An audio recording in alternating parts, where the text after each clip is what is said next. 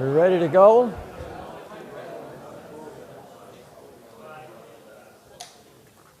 All right, so we're making a little progress here.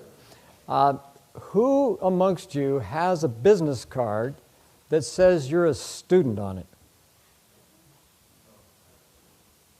Well, see, what I'm about is student empowerment. And the first thing I hear people say when I'm talking is, I'm just a student. What do you mean you're just a student? Come on, you're a student.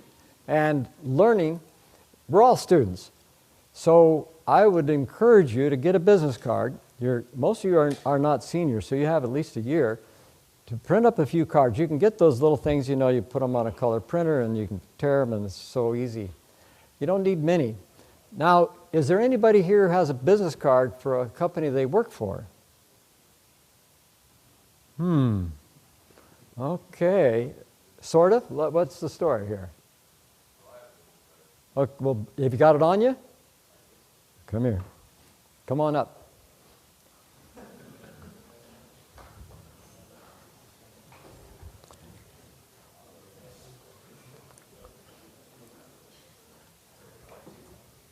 Huh? I do. All right. You better. You're right out in front of everybody now already, you know. I think I might have given it out. One? You need at least a couple. I had a couple. I grabbed a couple, and I don't think I have them anymore. Uh-oh. Well, go back. Anybody else? Okay. Well, I have a business card. So I'm just going to get sort of arbitrary. You two guys, people in the front row, I need 5, so you 3 guys here. Come on up and have a seat.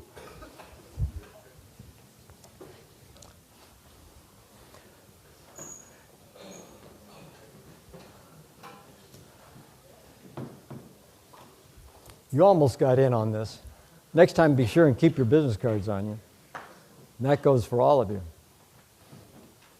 All right, so let's see, we have a microphone. Josh? Yeah. Okay, real quick, I want the 5 of you to tell me what you think is one of the big problems of getting 100% renewable here at San Jose State. My name is Nick. One of the big problems that I thought of was it would be expensive for this to happen. The school would need to invest a lot of money into it, and one of the possible outcomes of that is increased tuition, which is not great. Okay, next. Introduce your name too, sure. Hey, I'm Brian. I thought one of the biggest obstacles would be building around campus. Mm-hmm. You know, a lot of places are very, during school are very, you know, impacted and like full of students. So the construction around campus would be very difficult.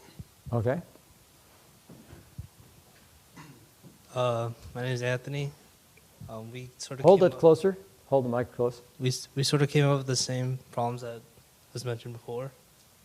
So. Okay. My name is Oscar. One thing we thought about from last week's GreenTalk was if we create power from solar panels, where are we going to store that energy? So how are we going to store all that energy? Yep.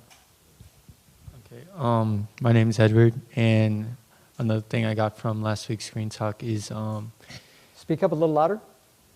Thing I got from last week's GreenTalk was how are we going to safely distribute that power, and how we need to make smarter inverters to make sure that nothing short circuits or anything. Okay, good. All right, well, guess what? Now we're going to start over again. Same thing. And there you go. So solutions. One more round. Tell us the solutions. So the solution to mine, or well, if you were team, yeah, you can trade that way. Yeah. Yeah. Building around campus. Yeah. Hold the mic. So his was the difficulties of building around campus. One of the solutions I came up for that was building in sections. So like you would start off in one location of the campus, kind of like build along, and then just keep going. Maybe start in higher populated areas, so where there's a lot of traffic, student traffic. That way you can get the big parts out of the way, and then you'd go to the lesser important ones, and then maybe spend more time there. Okay. So I was his partner, and his problem was money is going to be expensive, and one of my solutions, I guess, would be, well, I mean, we couldn't really come up with one, honestly, because like I feel like they were talking about next year that they're already going to raise tuition and stuff like that. So like if we plan on building something like this on campus, they might want to raise tuition for students as well on top of the tuition that's going to be might be raised next year, you know. So like we couldn't really figure out a really possible solution for that stuff. But like, yeah, no, it was a difficult one, you know. So Okay. I couldn't really. For the one that Oscar mentioned for storing extra energy from last week's GreenTalk, Max Dunn mentioned that people are working on creating new smart inverters to store that. Okay. From his problem and adding to the problem, where are we going to put all those solar panels? You know, we're obviously going to need a lot of solar panels to create enough energy to power up the entire school. So I guess the problem is, where are we going to put those solar panels? I was thinking, you know, overhangs of buildings and even the windows of buildings. And then on the rooftops, obviously, maybe adapting to the rooftops of parking lots. Good. Are there any other problems? Solutions now. Well, I meant like Hold the mic. they kind of covered each other's problems and Uh-huh. solutions. So, is there another problem Okay. I mean, All right, well now, I just want to come to terms with one of the questions that seems to come up all the time. People say that solar energy is very expensive. Thank you. It was just right for what I'm going to do next.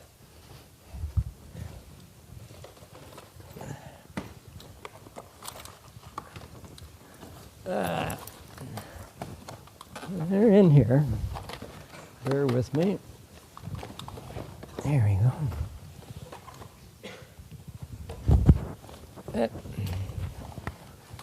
Whoops. Well, almost got there. So these are solar lanterns that cost about $5. So you can get an early start on your pathway to solar, and I've got one for you out in the car. So apparently I left. So I thought I had 5 with me. See, I'm learning how to count here. All right, so let's give them a big hand. Thank you very much.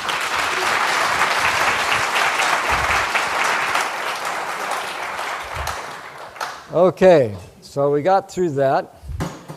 One thing I want you to think about that I didn't ask these is, who might you turn to get help to solve these problems? And what kind of organization would work best? Would it be a student club? You know, would there be form a company? How could you all organize yourselves to do something here? So going on from that, I just want to say a few,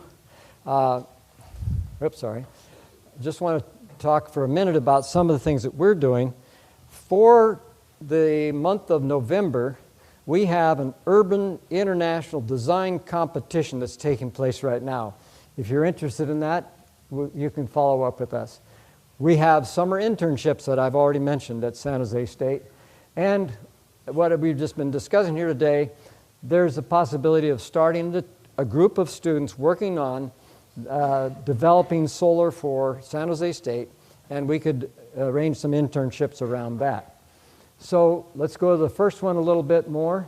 We're going to develop vehicles in a 4-dimensional computer model this summer and present that in November at an international meeting. It's going to be in Las Vegas. There's a schedule for that.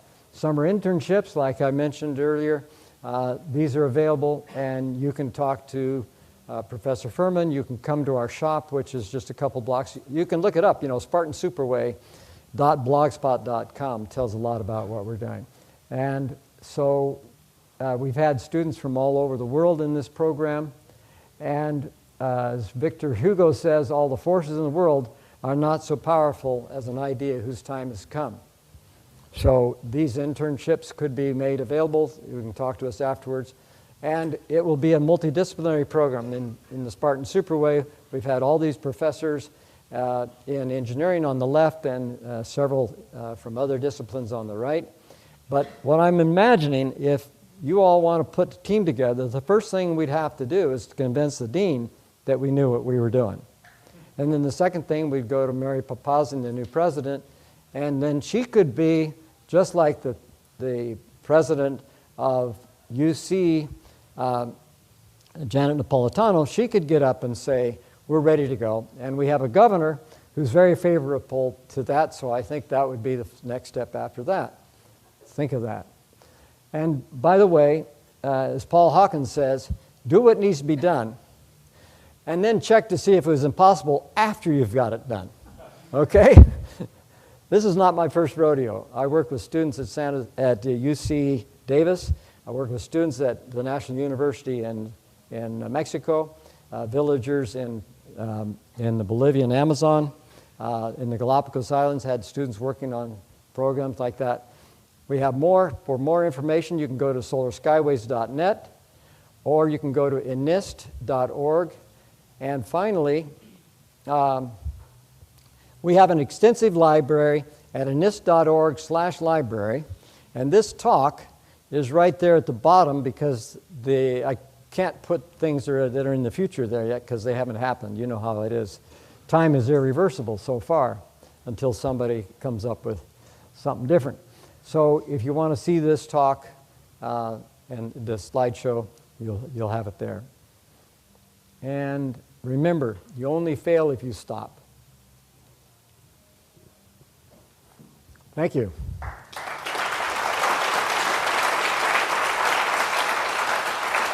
So, I guess we have maybe 5 minutes. Yeah, thanks very much, Ron. So we have time for some questions, comments. Here we go. It's on? Yes. I have a couple questions about the Superway. For example, San Jose and most of the Silicon Valley is earthquake territory. Mm-hmm. So how, from what I've seen, it looks like these rails would be extremely top-heavy, which is a higher center of gravity, which is pretty much opposite to what you want in a earthquake-proof or earthquake-resistant building. Mm-hmm. So how would you deal with that situation? Well, first of all, we're working with a company in South Africa which recently designed a beam using high-strength Swedish steel. Remember that slide back there, SSAB is going to go carbon neutral? Well, they also make the strongest commercial steel in the world, and I've been to their factory. It's awesome. They make incredible steel.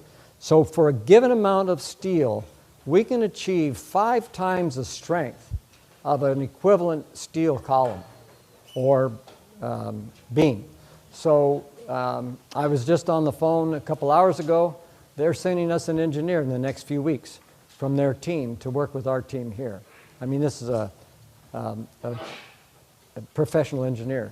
And so we definitely understand what you're saying.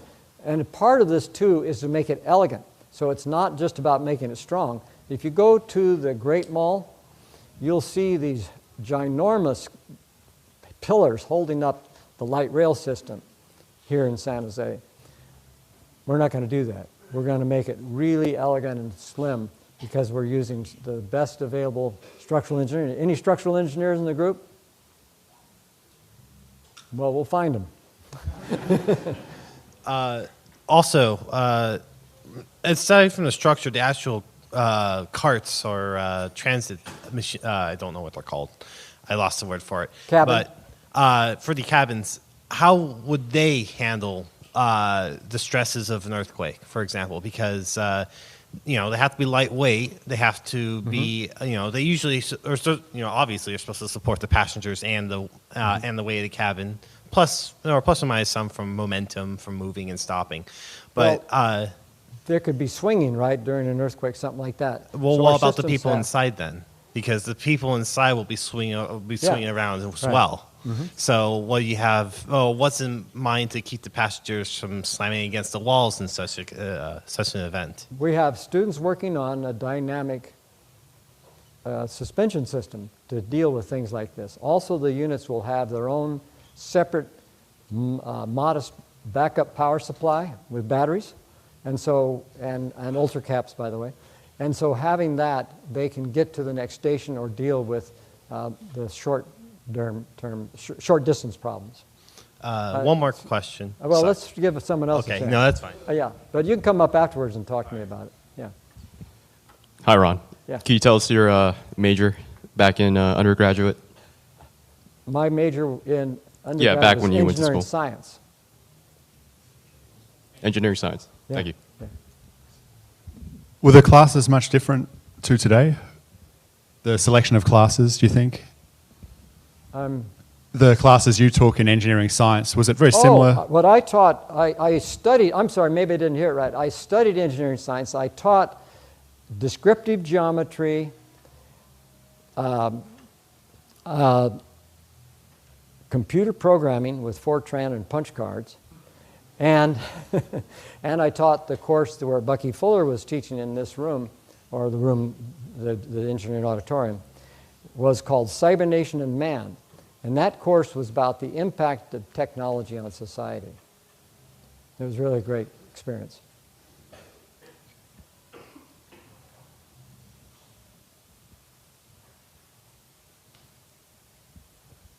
All right. Okay, with that, I'd like to thank you very much for an inspiring, brilliant talk. Thanks, Ron.